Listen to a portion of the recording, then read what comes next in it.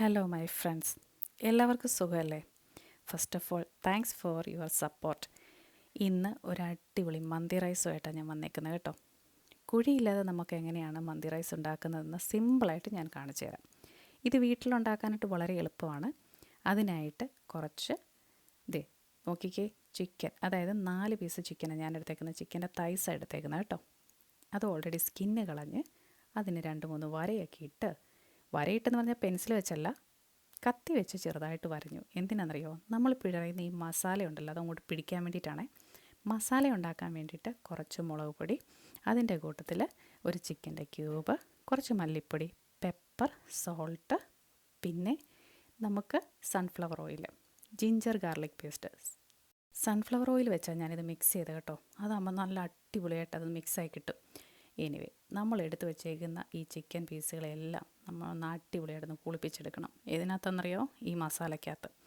ഇതെല്ലാം അടിപൊളിയായിട്ടൊന്ന് പിടിപ്പിച്ച് നമ്മളിന്ന് ഗ്രില്ല് ചെയ്തിട്ടാണ് മന്തി റൈസ് ഉണ്ടാക്കുന്നത്.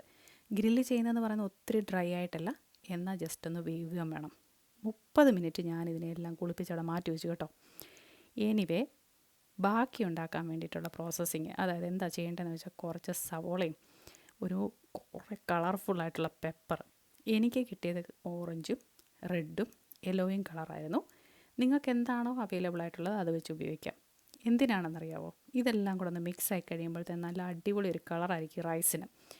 കുനുകുനാന്നങ്ങോട്ട് അരിഞ്ഞെടുക്കുക. കുനുകുനാന്നങ്ങോട്ട് അരിഞ്ഞെടുക്കുന്നത് എന്തിനാണെന്ന് വെച്ചാൽ നമുക്ക് സമയമില്ലല്ലോ, അതല്ലേ നമ്മുടെ ലൈഫ്. പെട്ടെന്ന് വഴണ്ട് കിട്ടാൻ വേണ്ടിയിട്ടാണ് കേട്ടോ.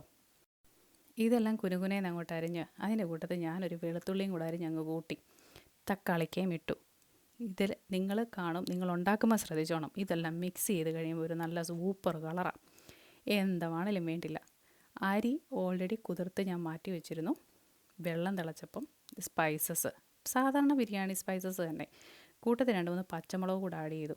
ഇതിൻ്റെ ഹൈലൈറ്റ് ആയിട്ടുള്ള സാധനം ഉണക്ക നാരങ്ങയായിരുന്നു. അതെൻ്റെ ഇല്ലായിരുന്നു. ഉണക്ക നാരങ്ങ ഇല്ലെങ്കിലും സാരമൊന്നുമില്ല, എന്തൊക്കെ നമ്മുടെ കയ്യിലുണ്ടോ അതൊക്കെ ഇട്ട് അങ്ങോട്ട് സാറ്റിസ്ഫൈഡ് ചെയ്യാം. ഇനി കുറച്ച് നെയ്യും ഇട്ട് ആ കുതിർത്ത് വെച്ച അരി ഇട്ടൊന്ന് ഇളക്കി കൊടുക്കണം കേട്ടോ. ഇളക്കി കൊടുക്കുന്ന ഒന്ന് നന്നായിട്ട് എല്ലായിടും ഒന്ന് വേകാൻ വേണ്ടിയിട്ടാണ്. ആവശ്യത്തിനുള്ള ഉപ്പും കൂടെ ആഡ് ചെയ്യണം. നന്നായിട്ട് തിളച്ചു. ഇനി സൂക്ഷിച്ചില്ലേ പണി പാളും. ഒരു 70% വേവാകുമ്പോൾ അത് ഊറ്റി നല്ലൊരു ട്രെയിലോട്ട് അങ്ങ് നിരത്തിയിടണം. നിരത്തിയിടുന്നത് എന്തിനാണെന്നറിയാമോ? അല്ലെങ്കിൽ ഈ അടിവശം മൊത്തം അങ്ങ് വെന്തങ്ങ് വളിഞ്ഞു പോവും. അതിന് വേണ്ടിയിട്ടാണ്. നിരത്തിയിടുവാണെങ്കിൽ ചോറ് നല്ല പാകത്തിന് കിട്ടും. അതവിടെ ഇരിക്കട്ടെ. നമ്മൾ വേറൊരു പാത്രം വെച്ച് ശകലം എണ്ണ ഒഴിച്ചതിന് ശേഷം കുറച്ച് പെരുംജീരകം, പിന്നെ നമ്മൾ റെഡിയാക്കി വെച്ചിരിക്കുന്ന ഒരു കളർഫുൾ ഐറ്റം ഉണ്ടല്ലോ, സവോളയും പെപ്പേഴ്സും ടൊമാറ്റോയും, അതെല്ലാം കൂടെ ഒന്ന് നന്നായിട്ട് വഴറ്റിയെടുക്കണം. കൂടുതലും എണ്ണ യൂസ് ചെയ്യാതിരിക്കുന്നതാണ് ബുദ്ധി. എണ്ണ യൂസ് ചെയ്യാതിരിക്കാൻ പറ്റില്ലല്ലോ, മന്തി റൈസ് അല്ലേ. അതിന് ഞാനൊരു വഴി കണ്ടുവച്ചു. ചിക്കൻ ഗ്രില്ല് ചെയ്തപ്പം അതിൻ്റെ ഒരു സ്റ്റോക്ക് ഇറങ്ങി വന്നായിരുന്നു.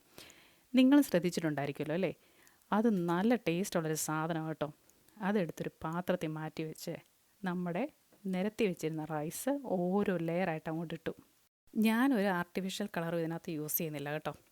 എന്തിനാ വെറുതെ കളറെല്ലാം കൂടെ തിന്നുന്നത്? അതിനായിട്ടൊരു ഐഡിയ കണ്ടുപിടിച്ചതാണ്. കുറച്ച് പാലിൽ മഞ്ഞൾപ്പൊടി അങ്ങോട്ട് കലക്കി അതങ്ങോട്ട് ഒഴിക്കുമ്പോൾ മഞ്ഞ കളറായി.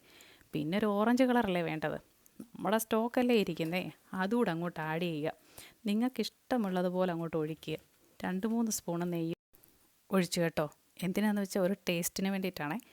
ഇതെല്ലാം കഴിഞ്ഞപ്പം അടുത്ത ലെയർ ചോറും കൂടെ ഇട്ട് സെയിം പ്രോസസ്സിങ്, അതായത് നമ്മളുടെ മഞ്ഞൾപ്പൊടിയും പാലും മിക്സ് ചെയ്ത ആ ഒരു മിക്സും കൂട്ടത്തിൽ നമ്മുടെ ചിക്കൻ്റെ സ്റ്റോക്കും. ഞാൻ ഈ ചോറിൻ്റെ ലെയറിൻ്റെ കൂട്ടത്തിൽ കുറച്ച് കസ്തൂരി മേത്തിയും അതുപോലെ തന്നെ ഒറിഗാനോയും ഇട്ടിരുന്നു കേട്ടോ. ഇത് തുറക്കുമ്പോൾ നല്ലൊരു മണം കിട്ടാൻ വേണ്ടിയിട്ടാണ്.